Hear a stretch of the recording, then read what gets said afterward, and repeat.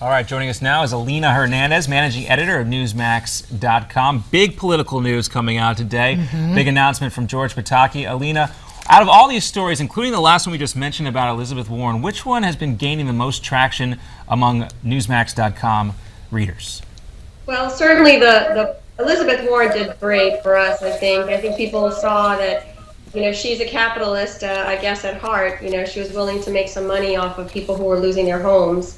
So that story did really well for us. But the Quinnipiac poll did very well for us this morning, too, where we saw that, the race is just packed. There's 5 candidates who garner 10%. But the most interesting thing, I think, in that poll, it shows that at least 20% of voters are still wondering, which way they're going to vote. And there's certainly openings there for Republicans to take back the White House. Yeah, we see Carly Fiorina running specifically against Hillary Clinton down in South Carolina, but it's only going to be a matter of time before these Republican candidates start specifically mentioning one another and trying to pick each other off, and I think that might have an impact on those poll numbers. What about you? Absolutely. I think that, Fiorina is barely registering. Chris Christie is at 4%. I think he's going to have to do something significant.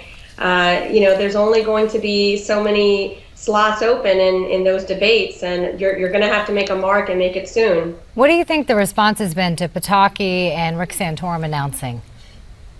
I think Pataki in particular, he sees himself as a centrist. He thinks he can bridge the gap between the very, very right conservative wing of the party and people who are, more in the center, more progressives. I think that, it's going to be interesting to see how Republicans respond to him.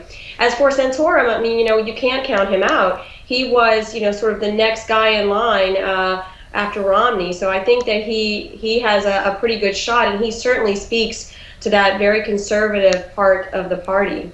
Something else we were talking about with J.D. Hayworth in regards to Rick Santorum is the fact that he chose to do his big announcement interview with George Stephanopoulos, a guy who had been under the microscope himself for his connection to the Clinton Foundation. It seemed like a pretty savvy move for Santorum to go that route with ABC News and getting all that exposure, as J.D. mentioned, on Good Morning America, which is right now, out of those network shows, the highest rated among all of them.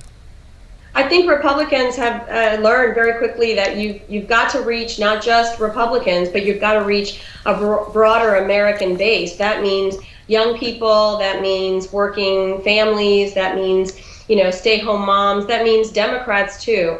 So I think that you're going to see them, move beyond just Fox News and lots of conservative-leaning outlets to try to reach more people. You cannot win a race by just having your party vote for you. And guys, I think too also it's an interesting counterplay to what you hear so much from the right-wing candidates is, oh, the mainstream media, they're out to get us, but Rick Santorum being proactive about it and actually using to his advantage? Yes, yeah. ABC News to his advantage, I think. But who do you think people were paying more attention to?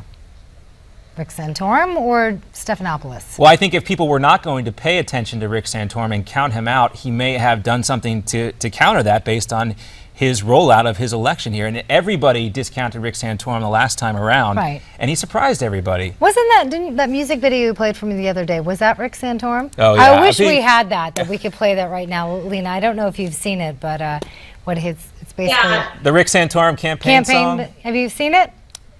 No, I haven't seen it. Yeah, well, folks can Google it and get a look for themselves. That was making the rounds on social media yesterday. Also, one more story we want to talk about, Alina, before we let you go, is this report that illegal immigrants crossing the border now at a 20-year low. The data that backs up this, where's it coming from? Well, it's the Pew Research Center. They're typically, more of a liberal-leaning organization. I think those numbers are really interesting, though, in the fact that there's a lot of questions. Is immigration dropping because of enforcement? You've got to give credit to President Bush on that. He certainly beefed up the border and border security, and folks definitely credit him with that. Or is it that, social norms are changing in Mexico? Women are having fewer kids. It's becoming more expensive to try to cross the border, largely because of these security measures. So there's some real interesting sociological numbers and issues that these numbers raise. Yeah, we'll So take I think a closer look it at may that. change the debate in the U.S. It might. certainly will have an impact, and we know the candidates will talk about it as well. Alina Hernandez, managing editor of Newsmax.com. As always, great to see you. Thank you, guys.